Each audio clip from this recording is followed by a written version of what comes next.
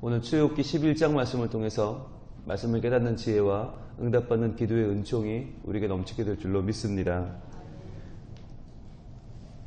오늘 11장 경고장입니다. 이 경고가 바로에게 주어지는 최후 통첩입니다. 그런데 이 최후의 경고에도 바로는 꿈쩍도 하지 않습니다.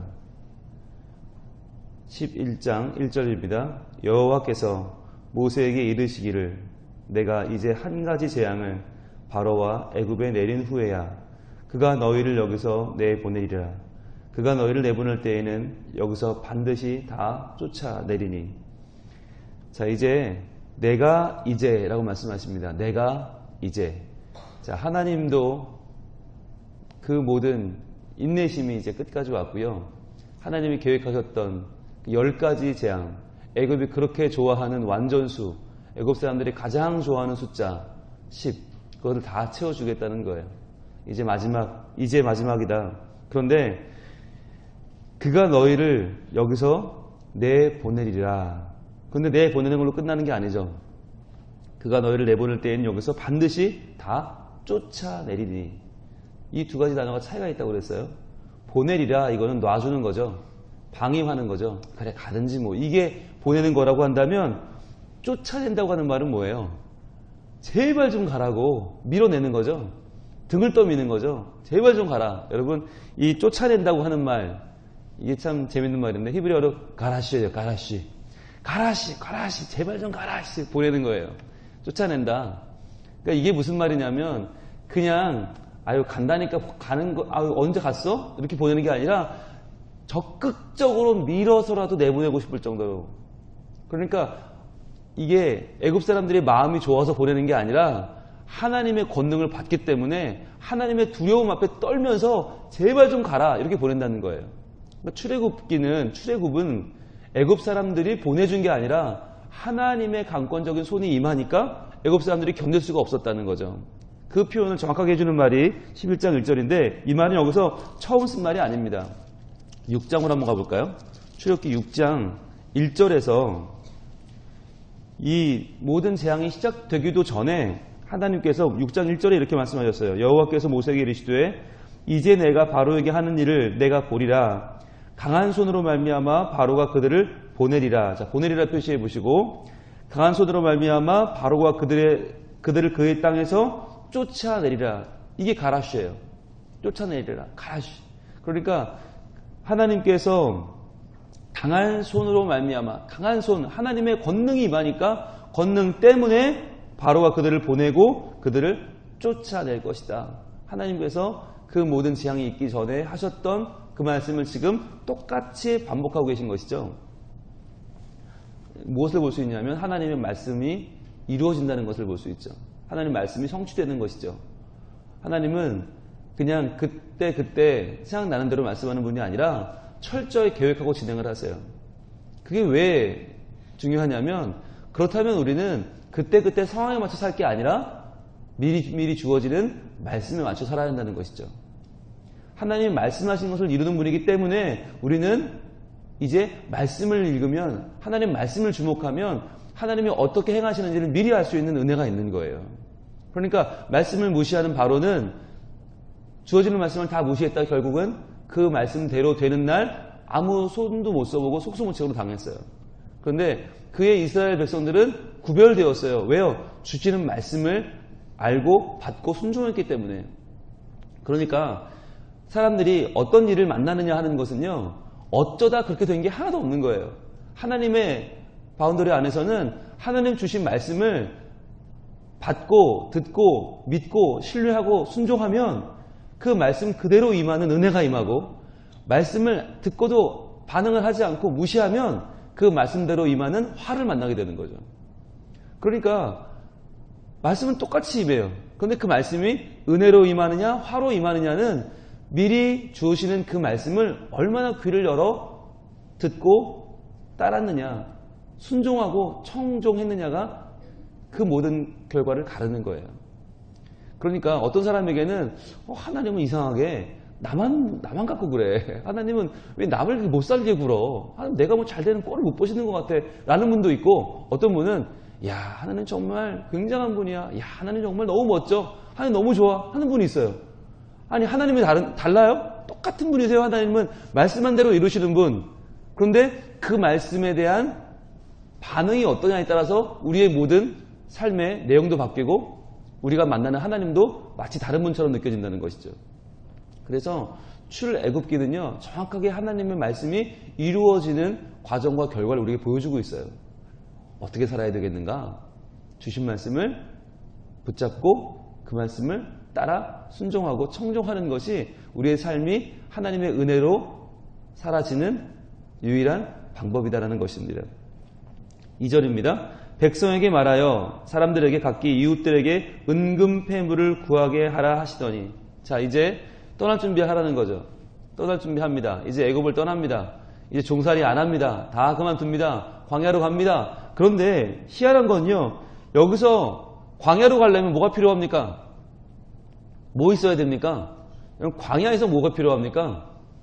광야에서 필요한 건 딱 3가지 정도밖에 없을 것 같아요. 일단 물 있어야 되고, 둘째 음식, 먹을 거 없으니까, 셋째는 덥고 잘 이불이나 침낭, 딱 3가지만 있으면 되지 않아요?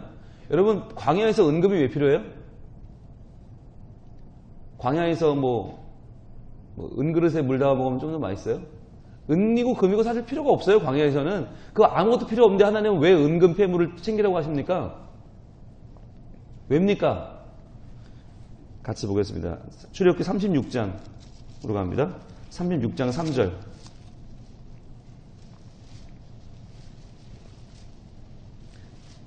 3절.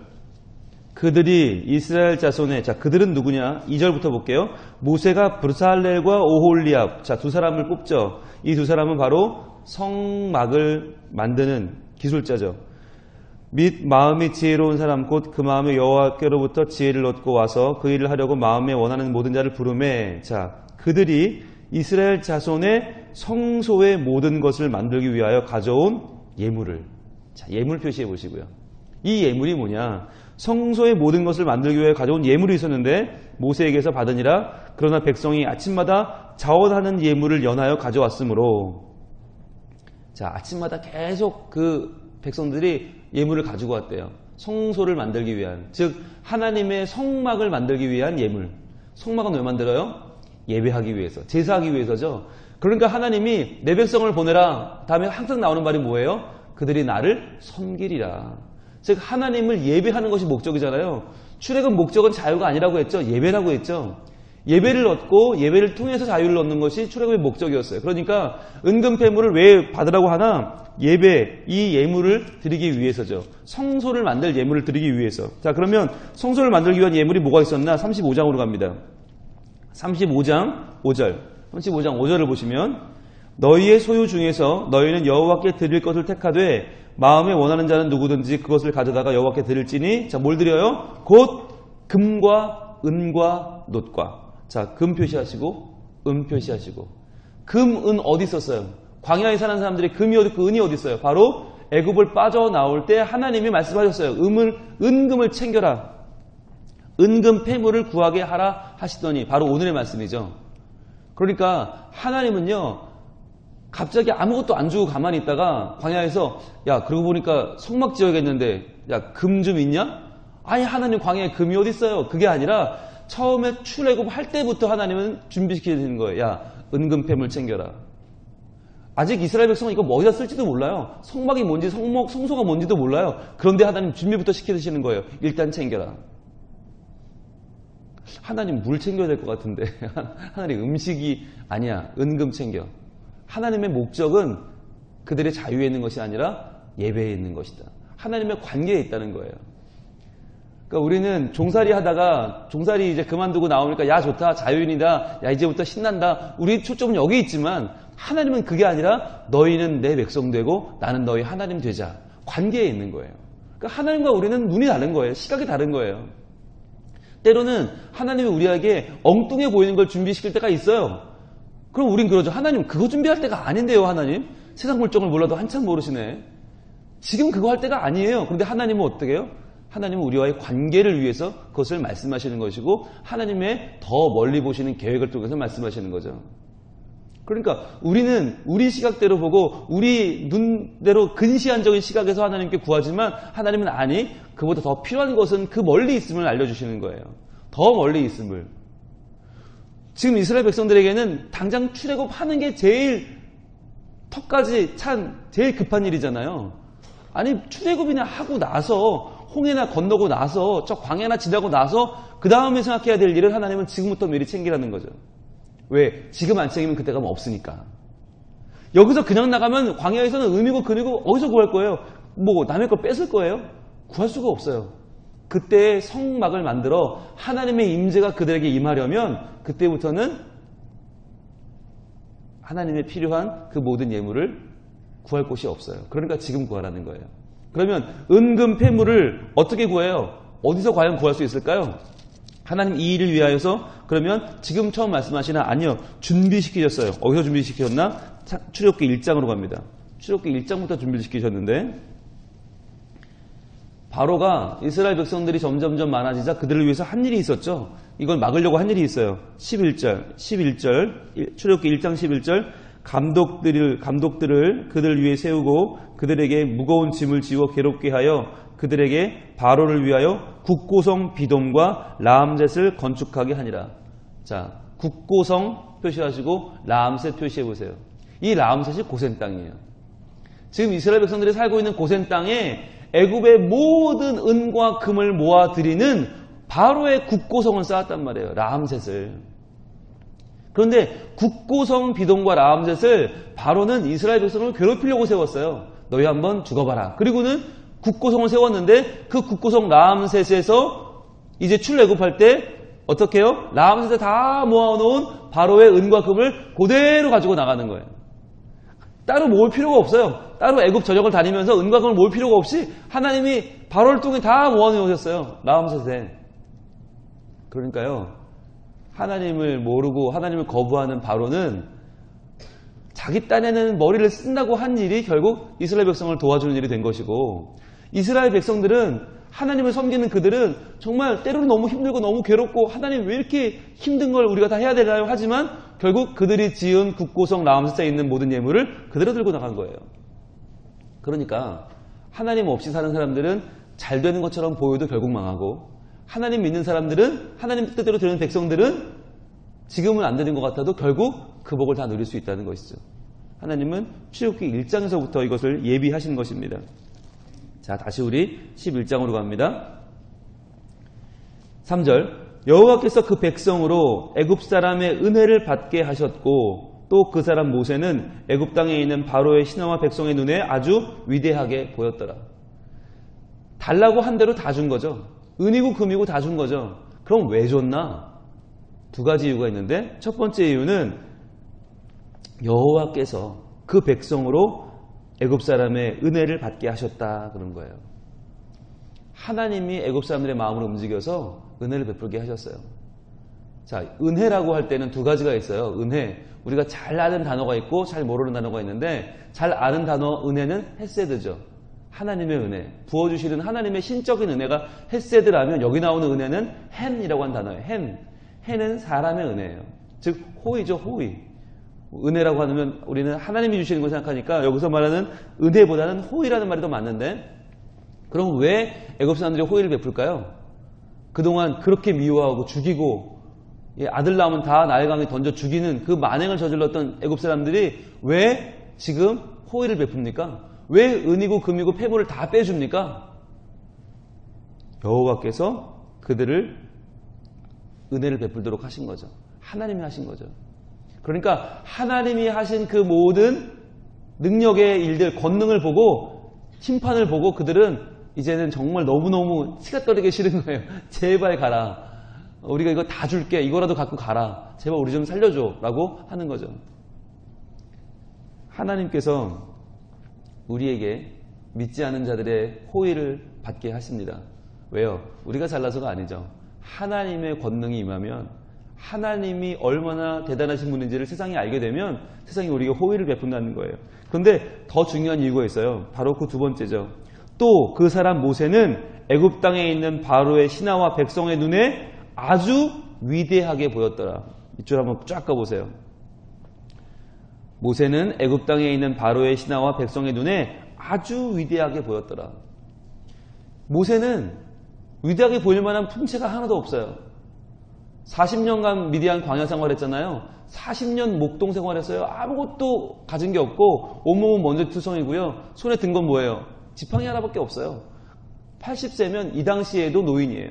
그러니까 가난하고 가진 것 없는 노인 그가 왜 위대해 보입니까? 왜 위대해 보였을까요? 게다가 그가 데리고 온 그의 입이라고 데려온 아론은 애굽의 종이잖아요. 노예를 데리고 와서 나의 대원자라고 말해요. 얼마나 웃겨요. 애굽 사람들 볼 때는 정말 한심해 보였을 거예요. 그런데 그들이 왜 지금 왜 위대해 보입니까? 잠언 16장 7절로 갑니다. 잠언 16장 7절. 과연 왜 그들이 위대해 보였나? 잠언 16장 7절 이렇게 말씀하십니다. 사람의 행위가 여호와를 기쁘시게 하면 그 사람의 원수라도 그와 더불어 화목하게 하시느니라. 사람의 행위가 뭐라고요? 여호와를 기쁘시게 하면. 자, 밑줄을 쫙 꺼보세요. 모세와 아론은 지금 자기의 욕망이나 자기의 욕심을 위해서 일하고 있지 않아요. 하나님을 위해 일해요. 사람의 행위가 여호와를 기쁘시게 하면, 즉 하나님을 기쁘시게 하는 삶을 살면 그 사람의 원수라도 그와 더불어 화목하게 하시느니라. 애굽 사람들은 원수잖아요. 바로는 원수잖아요. 내 생명의 원수, 우리 가족의 생명의 원수, 철천지 원수. 그런데 우리가 하나님을 기쁘시게 하는 삶을 살면 그들과 화목하게 된다. 그들의 눈에 아주 위대하게 보인다는 거예요. 세상은 우리를 비웃습니다. 야, 하나님이 어디 있다고 그래. 공부나 해, 너희 일이나 해, 돈이나 벌어라고 말합니다. 그러나 우리가 하나님을 위하여 살 때 세상은 비로소 알게 됩니다. 아, 저 사람들은 우리와는 다른 사람들이구나. 우리처럼 먹고 사는 문제, 그냥 입고 먹고 쓰는 것, 이거 인생에 다르고 누리는 사람들과는 다르구나. 아, 우리보다 뭔가 더 높은 뜻을 향해서 살아가는 사람들이구나. 저분들은 우리를 기쁘시게 하는 사람이 아니라 하나님을 기쁘게 하는구나 깨닫는 그 순간에 이들이 우리와 진정한 화목을 원하게 된다는 것이에요. 이게 전도의 원리입니다. 전도의 원리는요, 한 번만 나와달라고 막 싹싹 비는 게 아니라 우리가 보다 나은 가치를 위해 사는 걸 보여주는 거예요. 우리가 하나님을 기쁘시게 하는 사람인 것을 세상이 알게 되면 아, 저 사람들에게 뭔가 우리에게 없는 것이 있어 하고는 다가와서 화목하게 된다는 거예요. 그들이 우리를 더 나은 가치를 위해 사는 더 위대한 인생으로 인정하게 된다는 것입니다. 그래서 이 말씀은요, 출애굽에 하나님의 아주 중요한 포인트를 두고 계신 것이에요. 출애굽은 우리가 종에서 그냥 빠져나온 종이 되는 것이 아니라 종에서 위대한 하나님의 인물로 변화되는 과정이라는 거예요. 믿지 않는 사람도 인정할 수밖에 없는 위대한 인생. 왜? 우리는 하나님 말씀을 따라 하나님을 영화롭게 하는 사람이 되었기 때문에. 그러니까 이제부터 우리가 출애굽기를 읽으면서 계속해서 꿈꿔나갈 것은 무엇입니까? 하나님 제발 저 좀 애굽에서 빼주세요가 아닌 거예요. 하나님 제발 이 애굽에서 나를 좀 끌어내 주세요. 이 문제 좀 해결해 주세요가 아니라 하나님 이제는 내가 아무리 문제 많은 세상에 살고 있어도 하나님 말씀을 따라 하나님을 믿고 살면서 하나님 편에 서서 내가 위대한 인생이 되기를 원합니다. 세상도 인정하는 불신자들도 인정할 수밖에 없는 그 위대한 인생이 내가 하나님을 믿는 믿음 안에서 이루어지고 나뿐만 아니라 내 자녀들도 그러한 위대한 인생이 되기를 소망합니다. 라고 하는 기도가 필요한 것이죠. 그냥 간신히 얻는 구원이 아닌 거예요. 턱걸이로 그냥 아이고 애굽 빠져나왔네? 아이고 이게 아니라 이제 하나님과의 더 나은 관계를 맺고 성막을 짓고 성소를 짓고 제사를 지내고 예배를 드리고 그리고 믿지 않는 사람들에게도 인정받는 위대한 인생이 되는 것, 그 모든 것이 바로 출애굽의 성과로 주어지는 하나님의 상급이라는 거예요. 그러니까 이제 우리는 출애굽기를 본문을 하나하나 읽으면서 무엇을 알게 됩니까? 출애굽은 단순한 빠져나오는 것이 아니다. 출애굽은 단순히 몸 하나 빠져나오는 그러한 탈북이 아니다. 그것은 진정한 하나님의 백성이 되어가는 과정이라는 거죠. 하나님의 언약이 이루어지는 과정이라는 거죠. 그러니까 출애굽기는 다시 바꾸면 하나님의 구원기고 하나님의 구원기고 뒤로 가면 19장부터는 신해산 언약기로 바뀌어요. 신해산 언약기라고 하는 것은 하나님이 우리와 진정 함께 하신다고 하는 것을 말씀하시고 이루시고 보여주는 과정이에요. 그것을 위해서 지금 이 서론적으로 앞에 이 모든 출애굽기가 진행이 되는 거예요. 하나님의 구원기, 그 다음에 주어지는 언약기. 그런데 그 모든 과정에서 왜 이렇게 오래 걸려요? 바로가 그 마음을 완악하게 하고 고집을 부려요. 하나님은 그 고집을 꺾지 않아요. 그리고는 그대로 진행을 하시는 거죠. 하나님의 권능을 보여주시는 거죠. 그러니까 이 모든 10가지 재앙은 하나님의 손이 얼마나 크고 강하신가를 보여주고 있는 과정이 되는 거죠. 계속 보겠습니다. 4절 모세가 바로에게 이르되 여호와께서 이와 같이 말씀하시기를 밤중에 내가 애굽 가운데로 들어가리니. 자, 밑줄 한번 쫙 가보세요. 여호와께서 이같이 말씀하시기를 밤중에 내가니까 누구예요? 하나님께서 어디로? 애굽 가운데로 들어갈 것이다. 이제부터 이 마지막 재앙은 하나님이 직접 하신다는 거죠. 지금까지는 다 명령만 했지만 이제는 내가 들어간다. 직접 간다. 내가라고 하는 표시해 보시고 이제 긴급성, 중대성이죠. 그런데 왜 밤중입니까? 밤중. 중요한 일은 다 밤에 일어납니다. 역사는 밤에 이루어지죠. 성경의 수많은 전쟁의 하이라이트가 밤중입니다. 이스라엘 사람들은 밤중에 그 전쟁이 더 심화되는데 밤중은 또 한편으로는 방심하는 시간이죠. 마음을 놓는 시간이죠. 그 시간에 임한다는 거예요. 주의 날이, 주의 심판이 도둑같이 임한다는 것이죠. 그 내용이 뭡니까? 5절입니다. 애굽 땅에 있는 모든 처음 난 것은 왕 위에 앉아있는 바로의 장자로부터 맷돌 뒤에 있는 몸종의 장자와 모든 가축의 처음 난 것까지 죽으리니 애굽 온 땅에 전무후무한 큰 부르짖음이 있으리라. 10번째 재앙이 드디어 소개되죠. 장자의 죽음입니다. 여러분, 장자가 죽는다? 무슨 의미죠? 장자는 누구예요? 그 가정의 상징이죠. 그 가정의 희망이죠. 그 가정의 모든 것이죠. 그 장자가 죽는다. 즉 애굽의 모든 사람들이 다 죽음이라고 하는 공포를 경험하게 될 것이다. 어느 집이든 장자, 아니 둘째 셋째는 없는 집도 있지만 장자가 없는 집은 없잖아요. 모든 집이 다 바로로부터 맷돌에 앉아있는 몸종까지. 맷돌에 앉아있는 몸종이라는 말은 가장 비천하단 말이에요. 여러분, 맷돌을 누가 돌리나? 맷돌은요, 그 당시에 가장 이름 없는 여인들이 돌리던지 아니면 종이 돌려요. 그래서 사사기에 보면 아비멜렉의 머리를 깨부셨던 그 맷돌을 집어던진 사람이 여인이었고, 또 사사 삼손도 눈 뽑힌 다음에 그가 맷돌 돌려오잖아요. 그러니까 가장 낮은 자들이 하는 일이에요. 바로든지 맷돌에 앉아있는 몸종이든지라는 말은 뭐냐면 상하를 막론하고 계층을 막론하고 계급을 막론하고 모든 사람들은 다 이 심판을 받게 된다는 거죠. 피할 수 없을 것이라는 거죠. 하나님의 심판이 임하는 날 그것을 피할 수 있는 사람은 아무도 없어요. 그러니까 나는 높으니까 빠지겠지? 나는 너무 낮으니까 빠지겠지? 아니요. 높아도 낮아도 누구라도 다. 여러분, 이 심판에서 바로가 피할 수 없는 이유는 뭐예요? 바로가 그 대상에서 빠지지 않는 이유는 뭡니까? 지금까지 봤잖아요. 바로가 항상 1번 타겟이에요. 항상 바로부터예요. 개구리가 뛰어도 바로부터, 메뚜기가 찾아와도 바로부터, 우박이 쏟아져도 바로부터. 그런데도 바로는 꿈쩍도 안 해요. 굉장한 사람이죠. 여기서 바로는 자기의 장자를 잃고 드디어 정신을 차립니다. 여러분, 성지순례를 가시면 꼭 가야 되는 게가 있는데 어디냐면 이집트예요. 이집트에 카이로에 있는 피라미드 여러분 보시잖아요. 그 중에서 스핑크스라고 아시죠? 스핑크스. 네. 사자의 몸을 하고 얼굴은 사람을 하고 있는 스핑크스.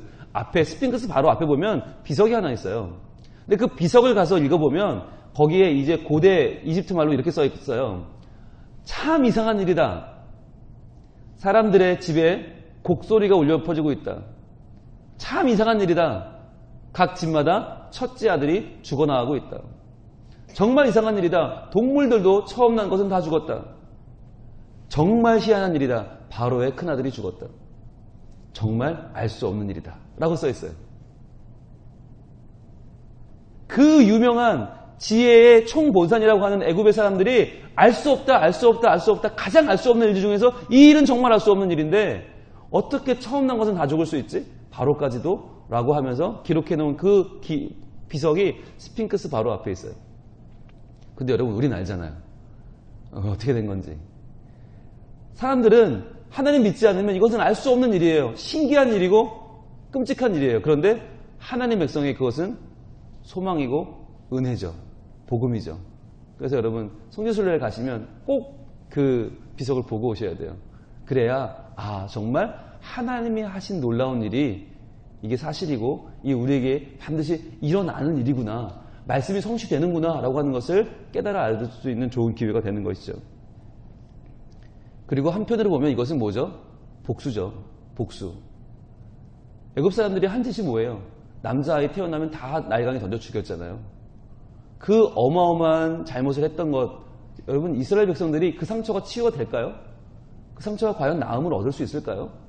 출애굽을 한들 내 첫째 아들을 잃었던 부모의 마음들, 내 아들들은 줄줄이 죽어나갔던 그 부모의 마음들이 해결이 될까요? 안 되죠.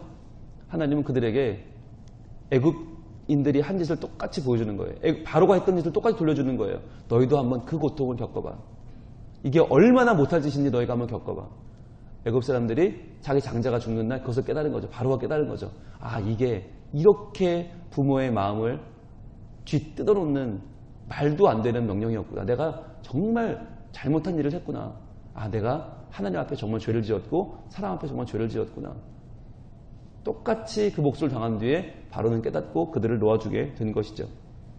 그러나 7절이 중요합니다. 그러나 이스라엘 자손에게는 사람에게나 짐승에게나 개 한 마리라도 그 혀를 움직이지 아니하리니 여호와께서 애굽 사람과 이스라엘 사이를 구별하는 줄을 너희가 알리라 하셨나니. 구별한다 표시해 보시고요.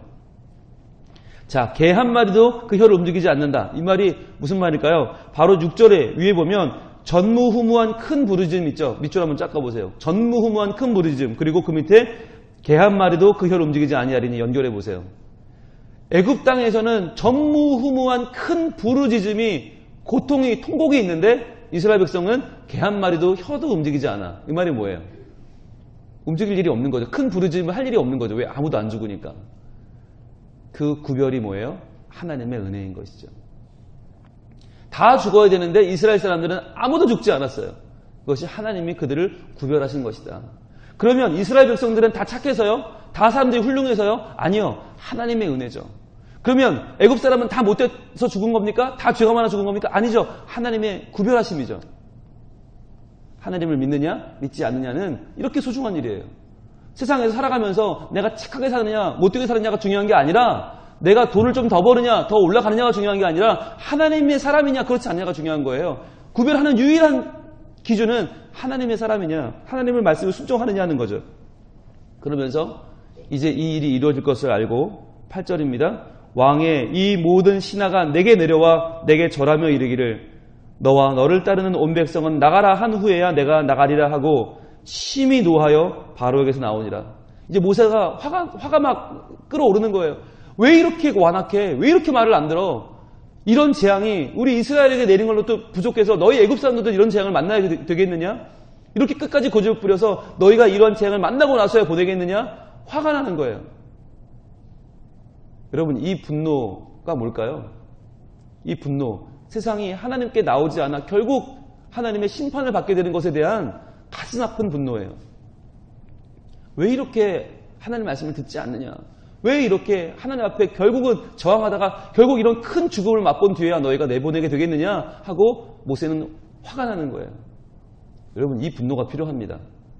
세상을 향해서 왜 하나님 말씀을 듣지 않는 거야? 하나님 말씀 듣고 나오면 같이 살 수 있는데 왜 고집부려 끝까지 이렇게 재앙을 만나? 이러한 거룩한 분노 이게 있어야 하나님의 일을 할 수 있어요. 이 분노가 있어야 안타까움 긍휼히 여기는 마음이 있어야 전도할 수 있어요. 우리가 이 새벽에 나와 말씀을 접하는 이유는 우리 하나 살자고 하는 일이 아니에요. 세상이 하나님의 말씀으로 돌아와야 할 텐데 그렇지 않고 자기의 욕심과 쾌락을 따라 살아가는 세상을 향한 안타까움과 긍휼히 여기는 마음과 때로는 왜 그렇게밖에 못하냐는 분노가 필요해요. 그리고는 그들을 주님께로 돌아오게 하는 하나님께로 화목하게 하는 역할을 우리가 감당해야만 하는 것입니다. 세상은 그런 분노가 없거든요.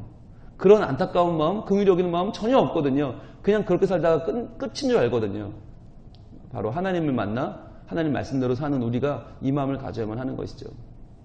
그리고 오늘 다시금 우리가 11장에서 발견할 수 있는 것은 무엇입니까? 하나님의 말씀은 반드시 이루어진다. 그렇기 때문에 우리 삶의 기준도 하나님 말씀이어야만 하고 그 말씀대로 돼서 그 말씀대로 이루어지는 모든 하나님의 심판 가운데 두려워 떨며 전무후무한 통곡의 백성이 아니라 하나님이 구별해 주시는 백성이 되기 위해서는 우리가 하나님을 놓지 말고 하나님을 믿고 그의 말씀대로 살아가는 우리의 삶의 자세가 필요하다고 하는 것입니다. 우리를 살리실 유일한 분, 우리를 인도하시는 유일한 분, 우리를 출애굽으로 인도하시고 우리를 위대한 백성 삼으시고 우리를 구별해 내시는 유일하신 그 하나님을 오늘도 의지하시고 여러분의 삶 가운데서 정말 하나님이 기뻐하시는 또한 하나님을 기쁘시게 하는 우리의 삶과 믿음이 되기를 우리 하나님 원하고 계십니다. 기도하겠습니다. 하나님, 이제 마지막 재앙이 다가오고 있는데 바로는 그것도 모르고 고집부리고 완악하고 하나님을 거부하고 있습니다. 주님, 그것을 보며 가슴을 치며 화가 나서 어찌할 줄 모르는 이 모세의 마음, 이제 곧 하나님 재앙이 임할 텐데 저들은 어떻게 하면 좋은가 가슴을 치는 그 마음을 우리도 품기를 원합니다. 지금 수많은 사람들이 하나님 말씀을 알지 못하고 믿지 못하고 하나님이 어디 있냐고 하면서 자기의 완악함대로 살고 있습니다. 주님, 그들을 바라보며 그들 마음속에도 하나님이 은혜를 주시기를, 하나님 말씀이 전해지기를 간절히 바라는 마음으로 그들의 마음을 두드리는 그 마음, 안타까운 마음, 그들의 영혼을 살리는 마음을 우리에게 허락하여 주시옵소서. 또한 그러한 자들이 우리의 자녀들은 아닙니까? 우리 다음 세대는 아닙니까? 하나님을 외면하고 하나님을 모른 채 공부와 일에만 찌들어 살고 있지는 않습니까? 주님, 그들의 마음을 두드리며 그들의 마음을 긍휼히 여기는 마음을 우리에게 허락하여 주옵소서. 그래서 우리의 가족과 우리의 친지와 우리의 이웃들을 주님께로 인도하며 그들을 주님께로 나아오게 할 수 있는 우리의 믿음이 되게 하여 주시옵소서. 또한 하나님은 우리의 자유보다 더 중요한 관계를 원하고 계십니다. 예배를, 하나님을 향한 바른 경배를, 하나님을 향한 우리의 모든 믿음의 행위들을 원하고 계십니다. 주님, 하나님을 온전히 예배하는 예배자가 되게 하여 주시옵소서.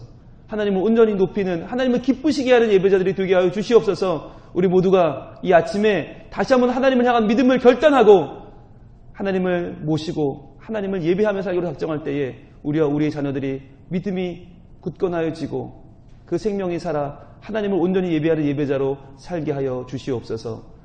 가지고 나온 모든 기도 제목을 구할 때 주님 응답하여 주시고 하나님의 전능하신 오른팔로 하나님의 우리 모두를 은혜 가운데 형통케 하여 주시옵소서. 예수님 이름으로 기도합니다.